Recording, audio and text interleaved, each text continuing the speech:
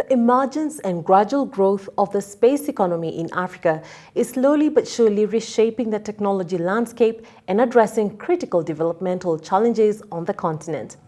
In Rwanda, the government created a space agency 3 years ago with the aim of leveraging space technologies to drive economic growth. In this episode of Doing Business in Rwanda, we will shine the spotlight on the significant strides made in Rwanda's space industry and the opportunities that lie therein. I'm your host, Tessie Carvin.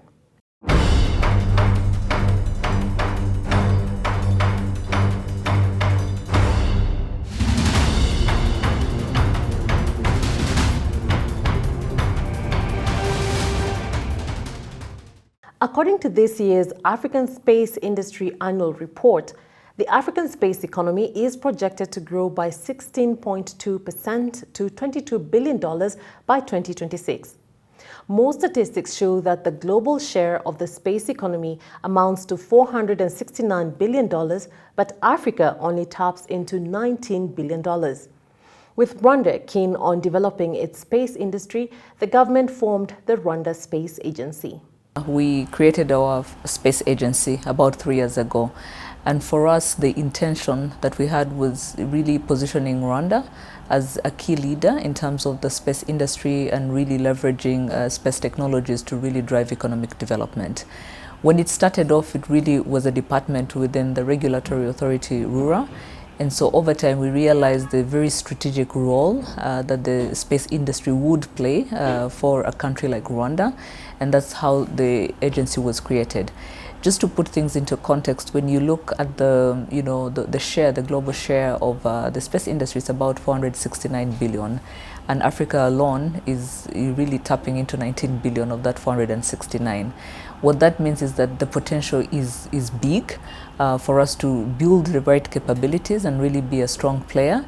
But again, to do that, we must be cognizant of what are the challenges that we really need to solve for as we build the necessary capabilities to also be a strong player as a continent.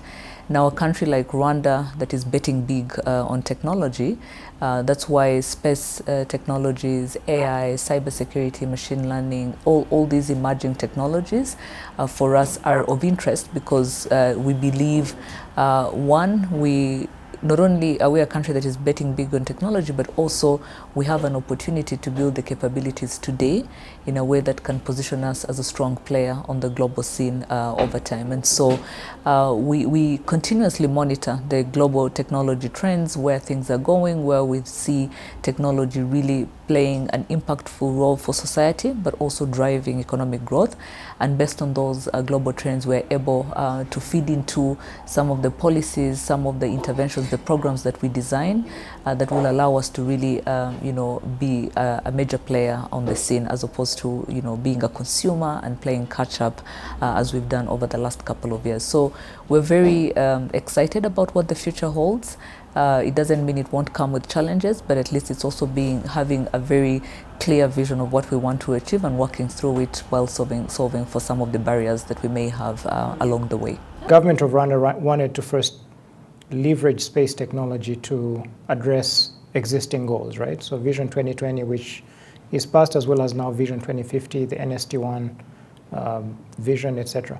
That being said, when Government of Rwanda established the Rwanda Space Agency, it was very much socioeconomic development focused, right? So how can we leverage space data? And why now? It really is because space has become democratized, right? The technology side of it, obviously politically as well. This is not possible without, top leadership deciding this is the way to go, whether it's from the president himself down to even our CEO.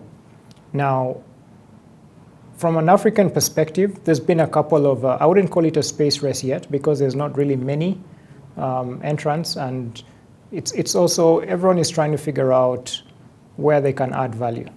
But I think the key trends that we have seen so far are a very big focus on downstream capabilities, so Earth observation, geospatial analytics, remote sensing kind of work, but then also satellite communications.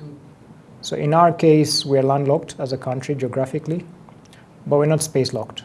And that provides an opportunity for us to what would actually be an Achilles heel before, we can actually leverage satellite technology. And so we've provided a license to Starlink to offer broadband internet in Rwanda. We were an early investor in OneWeb.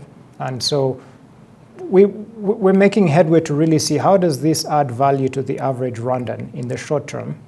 And the long term, yes, we are positioning ourselves to really set up the private sector to be competitive on the African continent.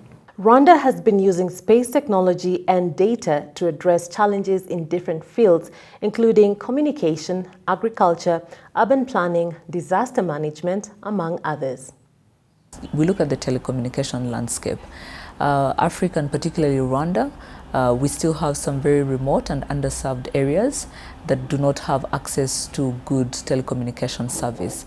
Satellite technologies or satellite connectivity services provide us with a good alternative to how we can connect these people, and for the business people that are in that space, they're able to really commercialize some of those services. So communication connectivity services is already like a low-hanging fruit any country is able to really leverage in closing the gap of connectivity that we have for our people that live in some of the remote parts of our countries.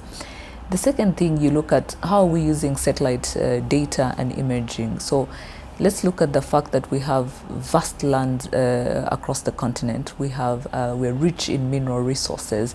And so the opportunities that come with satellite-based applications, whether it's in agriculture monitoring, whether it's in environment monitoring, whether it's exploration of minerals, means that as a continent, that's an opportunity that we can already tap into because we have the right ingredients in place. And so building the right capabilities that will leverage space-based applications and technologies to really facilitate this kind of exploration.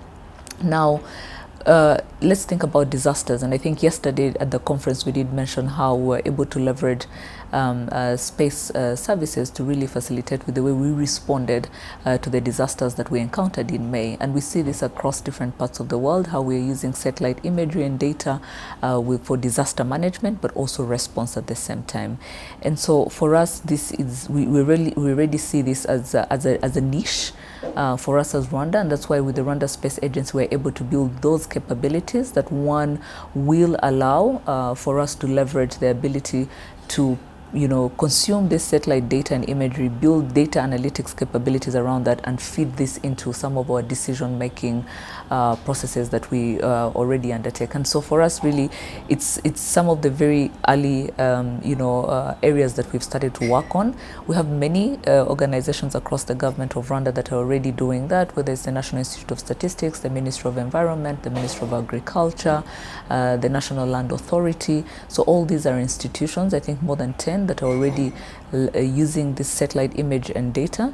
And so what we're doing is how do we consolidate that? How do we build the right capabilities to really benefit a lot in some of these space-based applications? I think across the continent today, if you look at the entire Sustainable Development Goals, almost all of these goals you can point to how space technologies is actually addressing them. So from environmental monitoring to urban development, to agriculture, to mining of resources, space technology is offering values in all of these. And we're not even just using space technologies these days, we're able to integrate it with emerging technologies like machine learning and AI systems to actually build solutions that solve, critical socioeconomic problems in Africa. With the space economy in Africa experiencing growth, the need for skilled talent cannot be overlooked. African countries, including Rwanda, are now investing in educational initiatives focused on space science and technology to groom and train the next generation of African space scientists. Some of the countries, are structured in a way that the universities are, that they're able to provide these resources. In a lot of cases, we've seen people having to go to Europe, to America, or even Asia, to gain specific knowledge and then come back to actually transfer this capacity. But we're also seeing a continental effort to actually build critical manpower. Several agencies are developing programs around these. An example is what the Rwanda Space Agency is doing, integrating their operation with what's going on in the academy. And on the continental level, the African Union Commission is driving the Pan-African University program. And they're working on the establishment of a Pan-African University of Space Science and Technology. This is going to be hosted in South Africa, and this university is supposed to actually meet the demand, for space talent on the continent. Alice Mujengano, a final year student at University of Rwanda, is an example of how Rwanda is skilling and preparing the next generation of African space scientists. We made a project called land classification, which was a project mainly we'll be detecting different areas in Rwanda, let's say agriculture, settlement, forests, lakes, rivers, and all that. And the use of that is to make better decisions, to control climate change, and also to make Rwandan society live better in, settling them.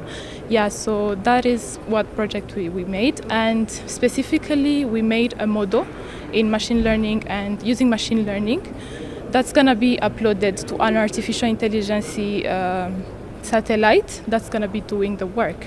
And the difference before was that the work was done manually by manpower, by people. We used to get satellite images from the satellite space, and we used to detect those things using our own eyes, as in saying this is the forest and this is the river, which was not 100% accurate, right? So that is the model that we made, an algorithm that's gonna do that. So that will fasten everything, will fasten decision making, will help the government of Rwanda to settle people in better conditions, and also will help basically, another thing is detect deforestation or any problem in its surroundings. For space entrepreneurship to grow and thrive, governments have to create the right regulatory environment. Creating critical policy and strategy is actually important for this space development. And a very good example of this today is Rwanda. So what Rwanda is doing with the space program today is creating effective policies and working their space program in a way that they're able to attract a lot of global companies to actually come here, either to develop manufacturing, assembly, facility, or even to build their global business out of this place. So because space today is global, so every country trying to develop national space program, they have to find a niche. They need to figure out what they can do differently that others are not doing. And for Rwanda, it's about creating an avenue for private enterprises to thrive so that they can attract these companies to come here. And we're already seeing a lot of programs going on in Rwanda that are actually targeted at this. And I think in the next couple of years, we'll actually see most of these programs yielding results. Africa harbors a vibrant space economy with a projected growth exceeding $10 billion by 2024. By establishing a national space program, skilling the next generation, and creating a conducive environment for space entrepreneurship to thrive, Rwanda is positioning itself to be part of the space industry's growth journey in Africa. Thank you for watching this episode of Doing Business in Rwanda. Share your feedback on X. Our handle is @CNBC Africa, or tag me directly @Tessie Cavan. Until next time, bye for now.